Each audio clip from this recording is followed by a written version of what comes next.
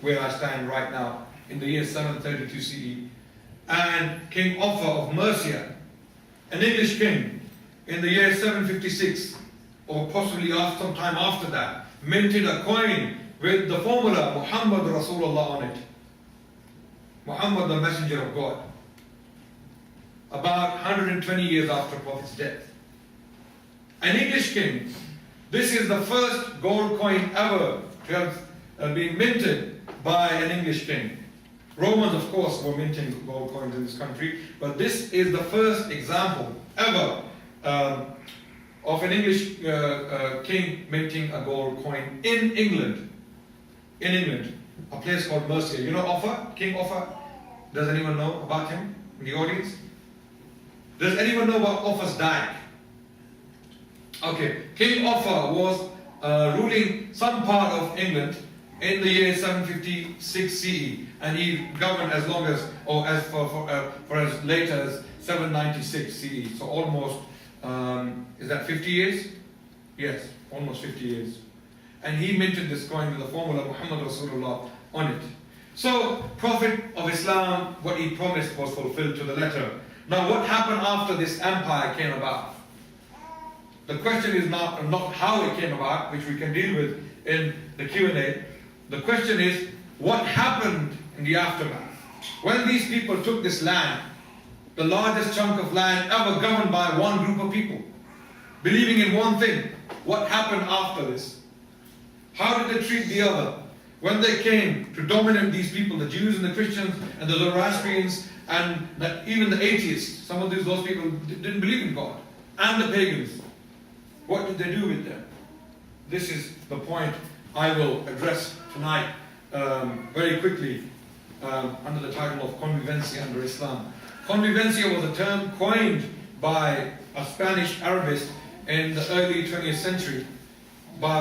His name was Cadell, and he coined this term to explain or describe the peaceful coexistence between the Jews, the Christians, and the Muslims in Islamic Spain, Al-Andalus. I don't know how many of you have studied the history of Islamic Spain, or medieval Spain to be more precise. Muslims governed Spain, or parts of Spain, for more than 7 centuries.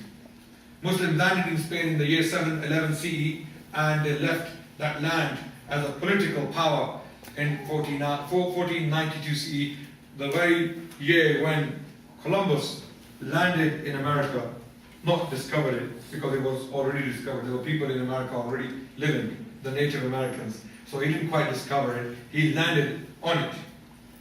So, convivencia was a term used by Cadell to describe that peaceful coexistence in Islamic Spain specifically, and this term was adopted by later academics to describe peaceful coexistence between 3 Abrahamic faiths in Egypt and in Baghdad and many other Islamic lands. So, how did this come about?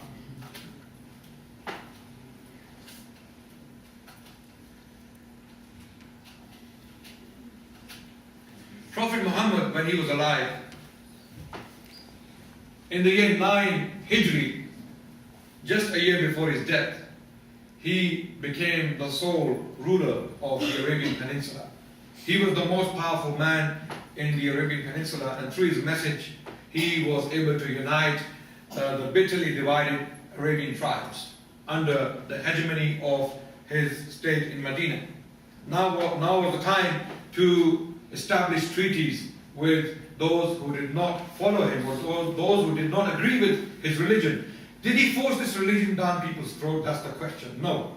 When he was the most powerful man, these Christians, the Christians of Najran, a settlement in the south of Arabia, these people came and they met the Prophet in the year 9, a year before his death, and they had a debate with him in the mosque of Medina.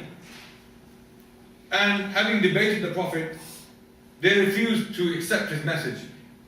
They said, "We are not willing to accept Islam. What are you going to do with us now?" Al-Baraduri gives us this text, one of the earliest sources of Islam. He tells us what the treaty contained in terms of toleration of the Christians. The Prophet told them, "You may go and live as you please, worship your your God as you like, and no one will oppress you, no one will come and take your wealth away from you, your bishops won't be removed, and you have complete religious freedom, and there is a tiny amount of tax you have to pay, and as long as you do that, there is peace for you. And the Muslims are given the same terms: as long as you pay your tax, which is zakat, no one will be pursued. Then Al-Tabari gives us another treaty after the death of the Prophet ﷺ. Umar bin Khattab, the second caliph of Islam, he took the city of Jerusalem. He took the city of Jerusalem in the year 637 CE, just about 3 years after Prophet's death. And these are the terms he offered to the Christians of Jerusalem. Patriarch Sophronius came forward to give him the keys, and then he was quite concerned about his people. He didn't know what the Arabs were like. These people dressed in sheepskin, coming out of the desert, looking scruffy. They look like barbarians. We don't know what they're going to do to us. Are they civilized people? Are they a civilized people? Or are they going to slaughter us once they take the city, like the Persians did just over 20 years ago? In the year 614, Persians took Jerusalem from the Byzantines, and they massacred the entire population. Theophanes, a Roman historian, tells us that they killed over 70,000 Christians. So Sophronius was very much concerned for the right reasons. But Umar told Sophronius, and it was a shock for him, that write anything on the paper and I will sign it. Dionysius, a Roman historian, states that this is exactly what Umar, the second caliph of Islam, said to Sophronius, that you write the terms and we will sign them. And these are the terms offered to the Christians of Jerusalem.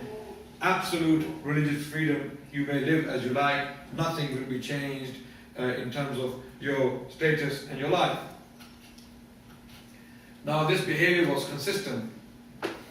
This is a treaty offered to the Christians of Spain, and the Muslims took Spain in the year 711 CE, and 2 years later the Muslims agreed these terms with the Christians of Spain, specifically 7 cities under or governed by a man called Theodomir, and these are the terms offered to them, that you have your religious freedom, you may live as you like, your families won't be separated, your churches won't be demolished, and your religion won't be changed. You may live as you like, as long as you pay that tax, which was 1 gold coin a year per head. And the middle class people were to pay 24 silver coins a year, and the laborer would pay 12 silver coins a year. And this was not a heavy tax. Many people, actually, even academics, forward this assertion that the Muslims were charging heavy taxes when they conquered land. Have you come across this assertion before? Please put your hands up, those of you. Don't be shy, put your hands up. Have you come across this before? That the Muslims, when they took these lands, they charged heavy taxes. 1 gold coin, there is a treaty in front of us, and the text still is available in some of the sources, and it has been dated to be the earliest source of Islamic Spain. It states 1 gold coin. How much was 1 gold coin at the time?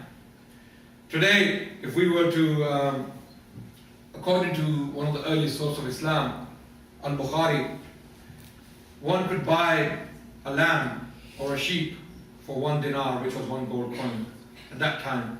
How much can you buy a lamb for today if you go to one of the farms in Wales or even in England? No offense. I'm close to Wales, that's why I said that. So, how much do you think a sheep would cost today? Anyone? 100 pounds. Sorry? 100 pounds. That's a good guess. Anyone else? 30 pounds. No, bad guess. How much? Sorry? 50 pounds.